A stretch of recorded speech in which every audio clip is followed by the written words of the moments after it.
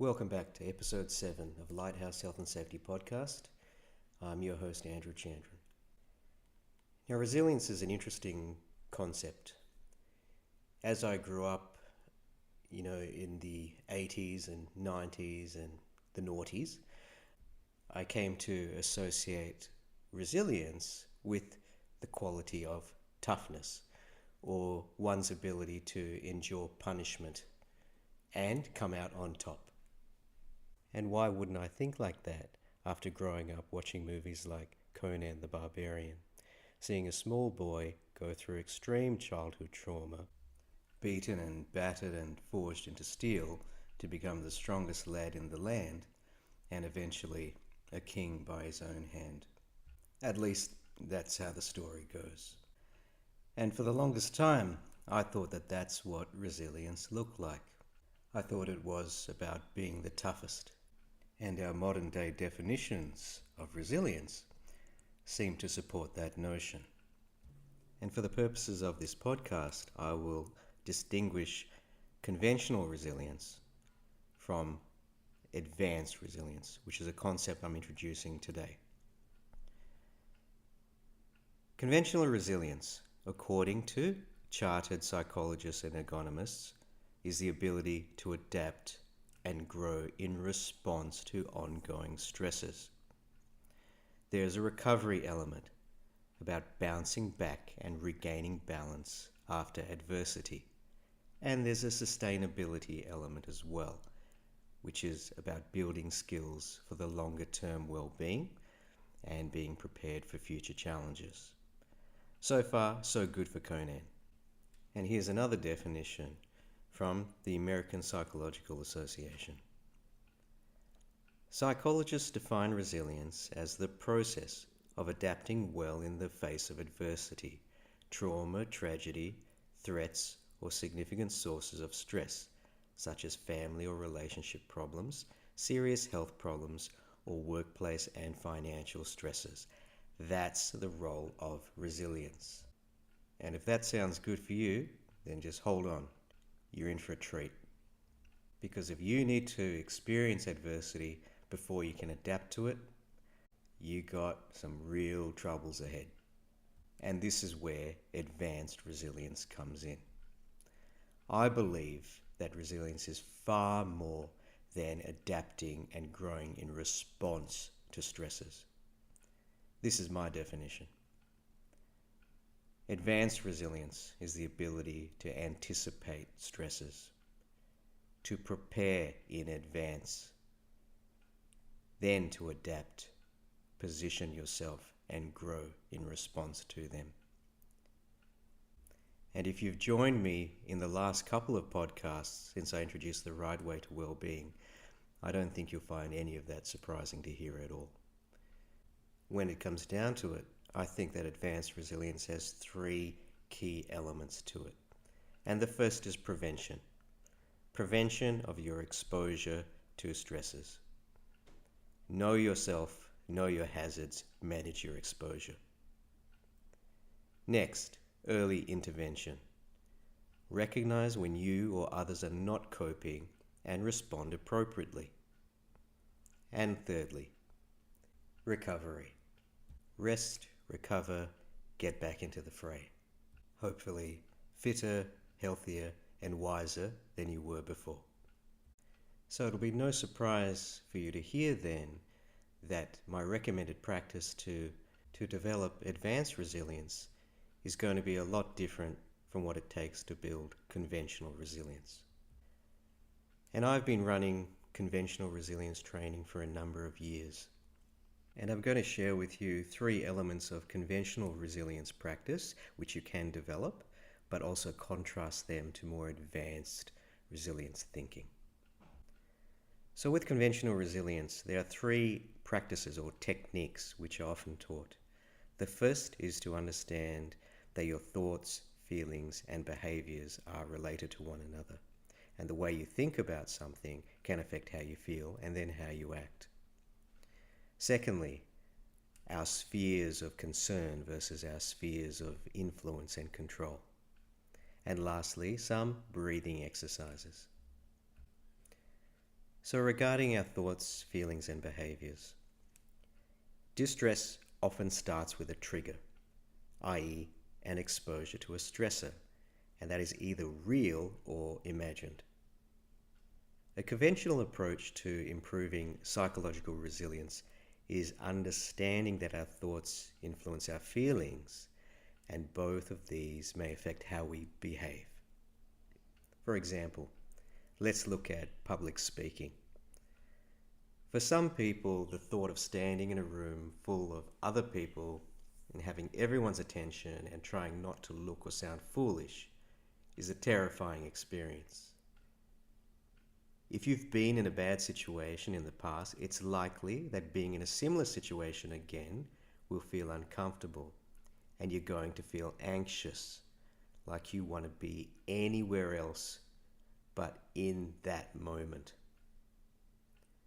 So understanding the relationship between our thoughts and how they influence the way we feel and behave can help with psychological resilience.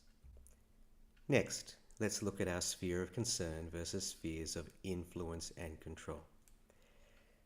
Now, if you imagine that you have a lot of concerns, and it's a very large sphere of concern, within that larger sphere are two smaller spheres.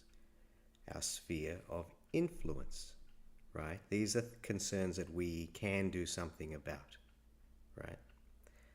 Within that sphere of influence is a smaller sphere called the sphere of control. These are things that we actively can control. The foods we eat, the relationships we keep, how we do our work to a degree. Conceptually, you want to expand your spheres of influence and control so that you feel that you are on top of things. But if you joined me in my last episode, you'll remember that I talked about ego and desires and attachment. Well, this concept is related, and I'm going to offer a different perspective. If you want more influence and control within a large sphere of concern, you can simply increase the size of your spheres of influence and control. Or instead, how about having a smaller sphere of concern? By managing our attachments to things, we can evolve to not have so many concerns that we desire to influence or control so much. But if you're not prepared to take that step yet, there is still value in understanding what you have influence over and what you can and can't control. And that difference in mindset is all about perspective. And finally, we come to breathing exercises. When I started my martial arts training over 20 years ago, I didn't realize how bad my breathing discipline was. And for most people, they too will have poor breathing discipline, whether they know it or not. Now, I didn't know this until I trained intently for maybe a couple of years and found myself struggling to breathe. It's not that I was unfit. I had average fitness back then, but knowing when to take a breath is of critical importance. And this is why I believe that if you want to become more resilient, you must know how to breathe and when to take a breath. If you don't actively practice breathing properly, then when you do experience distress, your breathing will change, your mind will race, and you will feel like you're under attack and behave very defensively. So what can we do about it? Well, let's understand a couple of things first. When we are distressed, it is normal for our breathing to change. Our breathing will become shallow, we will forget to breathe, and the timing will be off. And that's very ironic because it's at those times where you need to be able to breathe that you stop doing it properly. And under such situations, we must develop breathing discipline. When you're relaxed, you can practice breathing discipline in your own time, using a yoga method or something very similar to that. I've used the 1-4-2 method for breathing in relaxed situations and also to boost my immune system prior to getting sick. And this method simply involves breathing in for 1 count through your diaphragm, holding it for 4 counts, and then breathing out for 2 counts. So you're expelling the stale air that's in your lower lung. And you simply repeat that process until you're calm and relaxed. But when you're stressed, you will also need to be very mindful of your breathing and be able to train yourself when to take a breath. So I do encourage you to engage in some sort of physical type of activity and actually take note of your breathing and practice when to breathe. Minimize unnecessary muscle use and don't hold your breath. And that brings us to the end of the 3 conventional resilience techniques that you can develop. And so we come to advanced resilience. Have you ever played dodgeball? It's a simple game. You strike the other players and avoid getting struck yourself. You won't win the game by taking as many hits as you can. When I was younger, I loved the Rocky movies. But Rocky's strategy, which was to take more hits than the other guy, is simply not sustainable. Remember, even Muhammad Ali got hit too many times. He was diagnosed with Parkinson's disease at 42 years of age, but had symptoms in his 30s. And this is a disease normally reserved for people in their 60s. So you see, taking a bigger beating does not equal resilience. Knowing when to fight and when to avoid fighting is wise. And being prepared for any situation is strategic. Wisdom and strategic thinking are hallmarks of advanced resilience. And there are 2 areas I'm going to focus on. The first is to study your stresses, and I'm going to talk about anticipation. The second is how to reduce your exposure, and I'm going to talk about certain techniques. Strategize and prioritize. The concept of time versus timing. Efficiency. Developing a workflow mindset, or what we might call a Zen mindset. I'm going to talk about confidence as a pathway to resilience. And then finally, asking for help. So to start it all, study your stresses, anticipate them in advance. Because if you can predict the future, it becomes clearer and less uncertain. Remember, stresses are things that can cause loss. So if you can anticipate them, then you can prepare for them in advance. Learn when they will impact you and what you can do to protect yourself. That is the principle of anticipation. And now, how do you reduce your exposure to stresses? Well, exposure is a function of magnitude and duration. Now, I mentioned this previously. To reduce your risk of workplace injury, you must reduce the magnitude and duration of your exposure to workplace stresses, otherwise known as hazards. This is the key principle to prevent workplace injury and maintain good mental health and well-being. So let's look at the first technique. Strategize and prioritize. This is about deciding what needs to be done and when. Plan ahead, but build in flexibility into your work so that if things don't go to plan, you can still meet your objectives. Slowing down is fine. Just try to avoid stoppages. Keep moving. This is the Zen practitioner's mindset. In workplace health and safety, taking a risk-based approach to hazard management is another good example of strategic thinking and prioritization. Embed this into your ways of working. Next, the concept of time versus timing. This is something I've learned through the martial arts. Not everything needs to be done right now.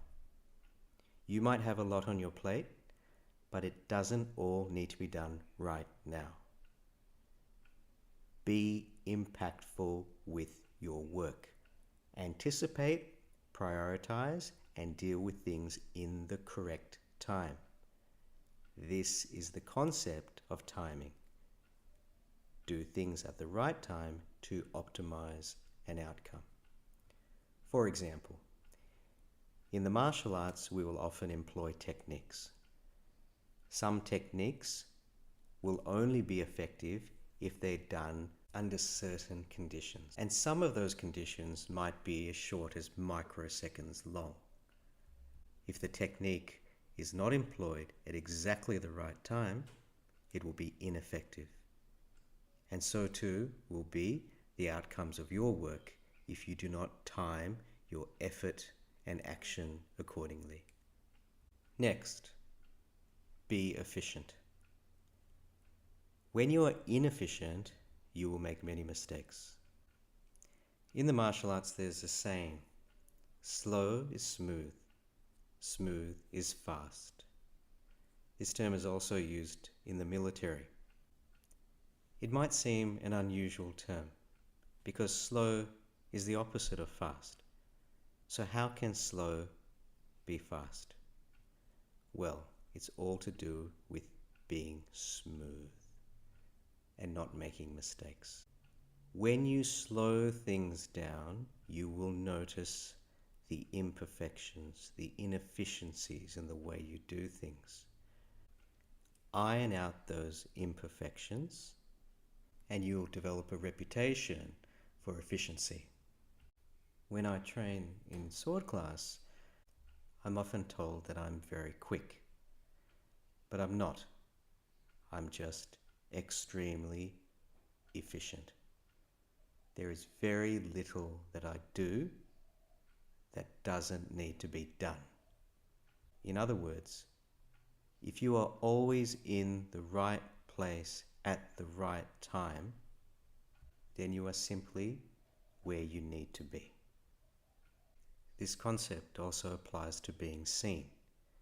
You don't need to be seen and monitored all of the time. But when you do need to be present to make an impact, be there.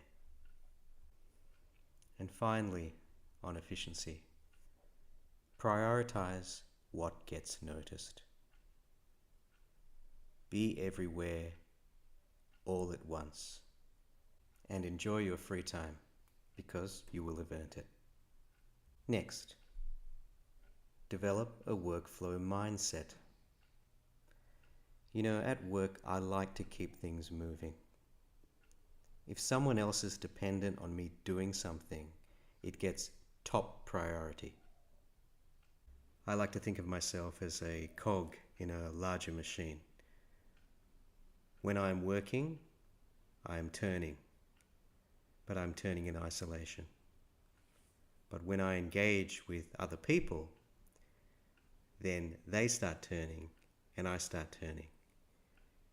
Our speeds may be different, but we are working together. And this is the essence of teamwork. Next, develop confidence. Have you ever met a resilient person, or someone you consider to be a resilient person, who lacks confidence? I have not. Which tells me that confidence has a very important part to play in developing resilience. Confidence comes from knowing. If you know what's going to happen next, you have every reason to feel confident. Uncertainty derives from not knowing. The effect of uncertainty is called risk. And in fact, if you go to ISO 31000, you will find that is the definition of risk. If something bothers you, study it, understand it, and develop the tools you need to do something about it.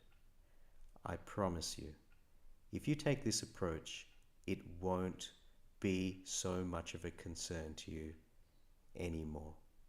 And suddenly, your sphere of concern just got smaller. And finally, ask for help. This is yet another option in your resilience toolkit.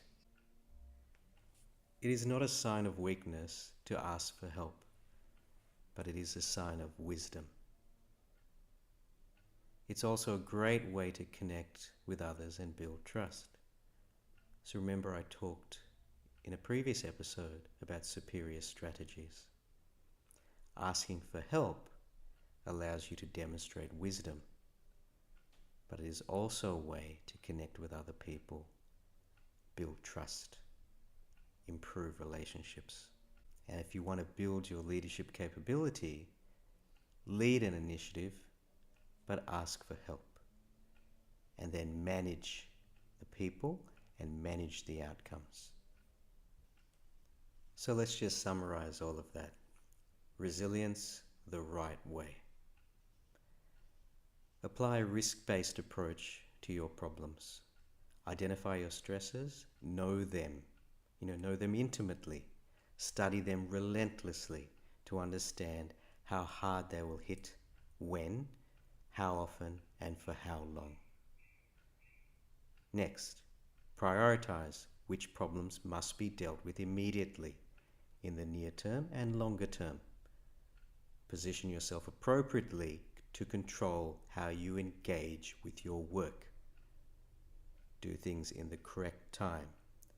Know the difference between time and timing. Be efficient and develop a workflow mindset to be everywhere, all at once.